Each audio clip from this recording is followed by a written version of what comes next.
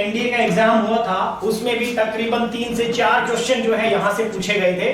ठीक है, तो काफी इंपॉर्टेंट पार्ट है, आप लोगों को जरूर से जरूर अच्छे से समझना चाहिए इस चैप्टर को। इस चैप्टर को डिस्कस करेंगे, 1 या 2 चैप्टर के अंदर कोशिश करूंगा सारा कवर हो जाए, लेकिन आप लोगों को फटाफट शेयर जरूर करना है, लाइक करना है।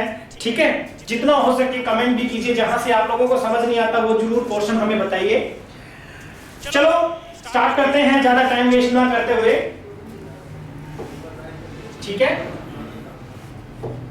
हमारा जो सेक्शन शुरू होता है ऑप्टिक्स का यानी लाइट का, जनरल साइंस में हम पढ़ेंगे तो लाइट एक्चुअल में क्या है और ऑप्टिक्स क्या है, ऑप्टिक्स और लाइट दोनों के बारे में समझेंगे।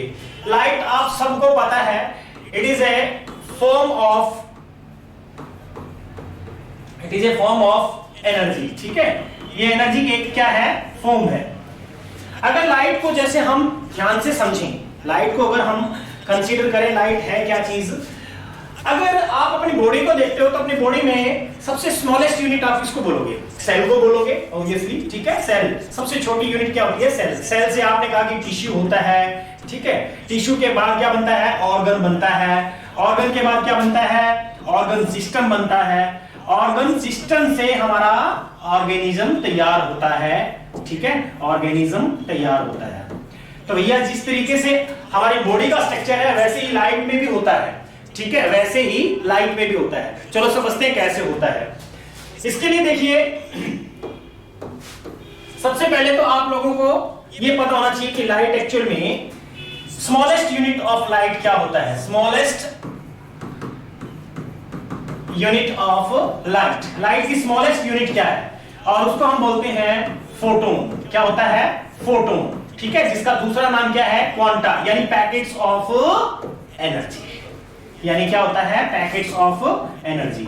ठीक है, साथ साथ नोट करते हुए पैकेट्स ऑफ एनर्जी। और ये एनर्जी होती कितनी है भैया, कितनी होती है, ये होती है E=h न्यू। न्यू यहाँ पे क्या है, फ्रीक्वेंसी है, h क्या है, प्लैंक्स कांस्टेंट है। और सबको पता भी होता है प्लैंक्स कांस्टेंट की वैल्यू होती है 6.6 × 10⁻⁴ जूल सेकंड। जूल सेकंड में मेजर करते हैं इसको। और न्यू क्या है, यहाँ पे फ्रीक्वेंसी है। ठीक है, लाइट की फ्रीक्वेंसी। Got it. यानी स्मॉलेस्ट यूनिट ऑफ लाइट क्या है, फोटोन, जिसको हम पैकेट्स ऑफ एनर्जी यानी क्वांटा भी बोल सकते हैं। तो बेसिकली अगर इतनी बात आपको क्लियर हो गई तो अब हम बात करते हैं कि हमारे पैकेट्स ऑफ एनर्जी में यूनिट, जिसको हमने सबसे स्मॉलेस्ट यूनिट कहा, यानी फोटोन। फोटोन से क्या बनेगा, फोटोन से रे बनेगा। ठीक है, रे से बीम, बंडल ऑफ रे जो है उसको हम क्या बोलते हैं, बीम। और बीम से बनती है लाइट। बीम से क्या बनती है, लाइट। तो ये सीक्वेंस आप लोगों को पता होना चाहिए। सबसे पहले क्या बनेगा, फोटोन। फोटोन स्मॉलेस्ट यूनिट है, जो स्पीड ऑफ लाइट जिसको हम बोलते हैं ना, यानी इस फोटोन की स्पीड होती है वो कितनी होती है, 3 × 10⁸ मीटर पर सेकेंड, या जिसको हम कह सकते हैं 3 लाख किलोमीटर प्रति घंटा। ठीक है, यानी 3 × 10⁸ मीटर पर सेकेंड, ये क्या है, लाइट की स्पीड है, इसमें वैक्यूम में, निर्वात में। तो इतनी बात अगर क्लियर हो गई है तो हम आगे चलते हैं। अब बात आती है भाई, सबसे पहले तो ऑप्टिक्स किसको बोल रहे हैं, ऑप्टिक्स है क्या।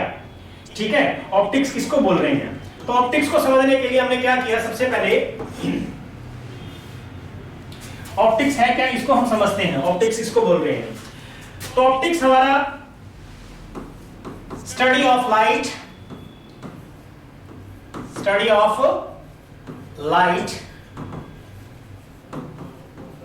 And its various phenomena. Various phenomena, कौन कौन से फिनोमिना है ऐसे, बहुत सारे ऐसे, यानी लाइट की स्टडी और उसके फिनोमिना, यानी study of light and its various phenomena. अब वो फिनोमिना कौन से हैं, कौन कौन सी ऐसी घटनाएं हैं, ठीक है, वो हम सब सारी समझेंगे।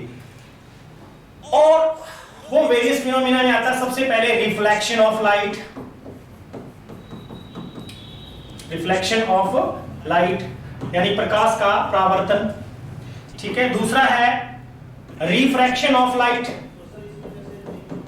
रिफ्रैक्शन ऑफ लाइट, प्रकाश का अपवर्तन। तीसरा है हमारा scattering, scattering of light, light का स्कैटरिंग, बिखरना। Fourth dispersion of light, dispersion of light. Next fifth है interference of light, interference of light. Okay, next आता है सिक्स्थ पे diffraction of light,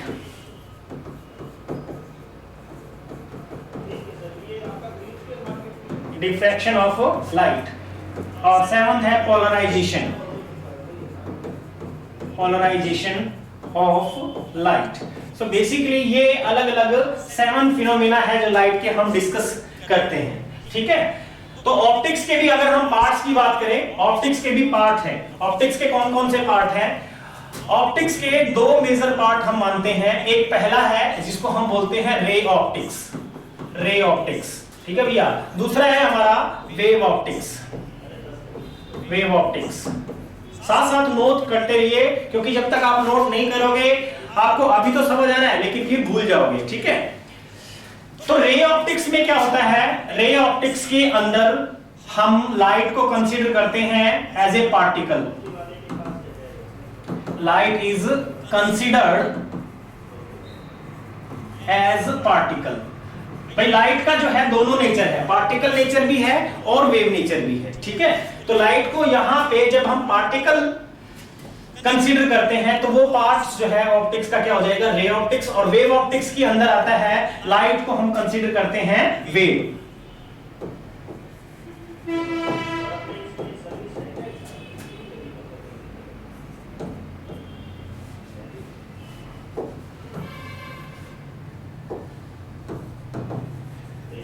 Light is considered as wave. Light को क्या consider किया? Wave, ठीक है। ये 2 पार्ट है ऑप्टिक्स के। अब इसमें एक चीज और आती है कि लाइट का फिर नेचर कौन सा कहें, पार्टिकल कहें या वेव कहें। तो जब भी आपसे ऐसा कुछ पूछा जाए तो लाइट का होता है ड्यूअल नेचर। ड्यूअल नेचर मतलब उसका पार्टिकल नेचर भी है और वेव नेचर भी है। बहुत लंबे टाइम तक इसके ऊपर डिस्कशन चला कि भाई ये लाइट का वेव नेचर होगा या पार्टिकल नेचर। कुछ साइंटिस्ट लोगों ने एक्सपेरिमेंट किए जिनको ये कह सकते हैं कि उन्होंने एक्सप्लेन किया कि लाइट जो है पार्टिकल है। कुछ एक्सपेरिमेंट किए, उनसे पता चला कि लाइट जो है वो तो वेव है, ठीक है। लेकिन बाद में ये कंफ्यूजन जो है डी ब्रोगली के हाइपोथेसिस से एक्सप्लेन किया गया कि भाई लाइट जो है वो कैसा है? ड्यूअल नेचर है। That means it carries particle nature as well as wave nature, ठीक है। हाँ जी, तो लाइट जो है ड्यूअल नेचर की होती है।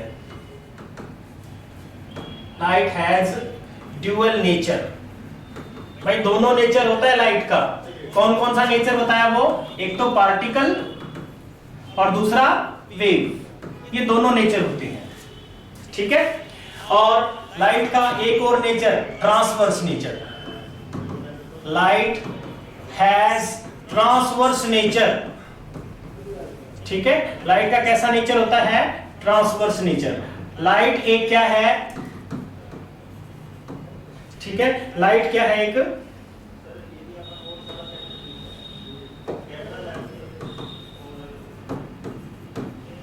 लाइट ट्रांसवर्स नेचर की होती है। Light is an EM wave, electromagnetic wave है। ईएम का मतलब है इलेक्ट्रोमैग्नेटिक वेव। ये कैसी वेव है? इलेक्ट्रोमैग्नेटिक वेव है, ठीक है।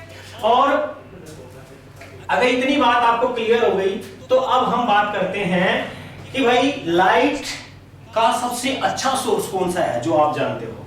तो लाइट का जो सबसे अच्छा सोर्स है वो आपको दिमाग में आएगा, वो है सन, यानी सनलाइट की बात करेंगे हम। सनलाइट में मेजर 3 तरह की लाइट होती है, ठीक है। कितने तरह की? 3 तरह की। साथ साथ में नोट कीजिए, शेयर जरूर कीजिए।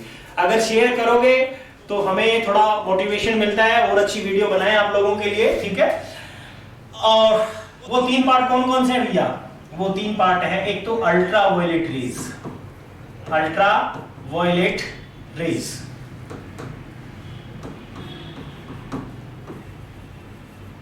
ठीक है। दूसरा है विजिबल रेज, विजिबल रेज। तीसरा आता है इंफ्रारेड।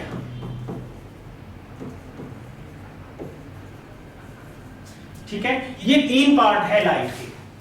सनलाइट को हम इन 3 मेजर पार्ट्स में डिवाइड करते हैं।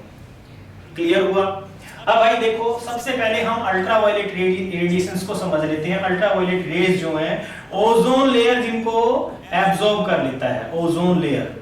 और मेरे ख्याल से सबको पता होता है ओजोन लेयर का फॉर्मूला क्या होता है, O3। ठीक है, तकरीबन अर्थ सरफेस से 12-15 किलोमीटर से स्टार्ट होकर के लगभग 50 किलोमीटर की जो हाइट है वहां तक ये ओजोन लेयर है। ठीक है, ये ozone layer in ultraviolet radiations को एब्जॉर्ब कर लेती है, अर्थ पे आने से प्रोटेक्ट करती है। अगर आ जाए तो क्या होगा, ये हाई एनर्जेटिक लाइट होती है, बहुत ज्यादा हाई एनर्जी है। ठीक है, इससे जो है एक तो टेम्परेचर बहुत ज्यादा हाई हो जाएगा एकदम से। ठीक है, जितने भी ऑर्गेनिज्म है उनके लिए खतरा बन जाएगा, सीधी सी बात है। ठीक है, बहुत सारी स्किन प्रॉब्लम होगी। ठीक है, अल्ट्रावायलेट रेडिएशंस, इस ओजोन लेयर को अभी डीके कौन कर रहा है ये सब आपको पता होना चाहिए, CFC यानी क्लोरोफ्लोरोकार्बन। ठीक है, दूसरे नंबर पे आता है हमारे लिए विजिबल रेज। अब सबको पता है विजिबल रेज जिसका दूसरा नाम क्या है, व्हाइट लाइट। ठीक है, श्वेत किरण, व्हाइट लाइट। इसमें 7 डिफरेंट कलर्स के लाइट होती हैं। और वो है कौन कौन सी, जिनको आप विबग्योर से रिप्रेजेंट करते हो, VIBGYOR.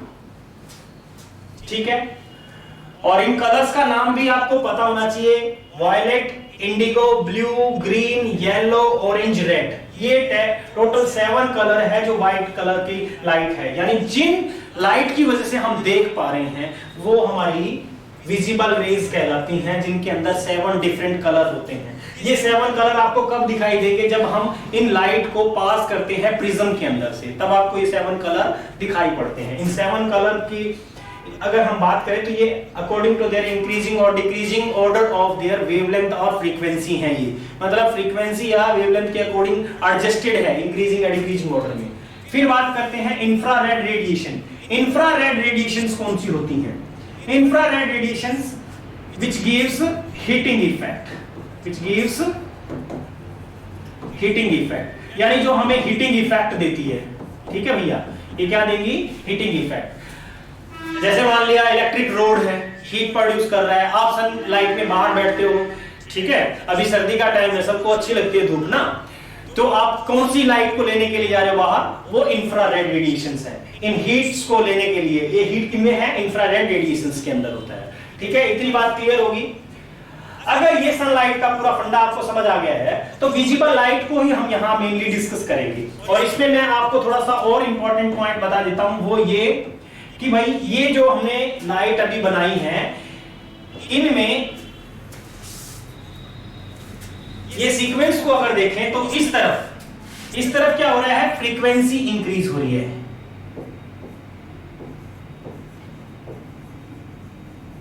Increasing frequency, frequency increase हो रही है। और इधर क्या हो रहा है, इंक्रीजिंग वेवलेंथ। ये सीक्वेंस भी बहुत बार पूछा जाता है, तो ध्यान से समझिए। यानी इस तरफ तो वेवलेंथ बढ़ती जा रही है और इस तरफ जो है फ्रीक्वेंसी बढ़ती जा रही है। ठीक है, समझ आ रहा होगा? अगर समझ आ गया इसको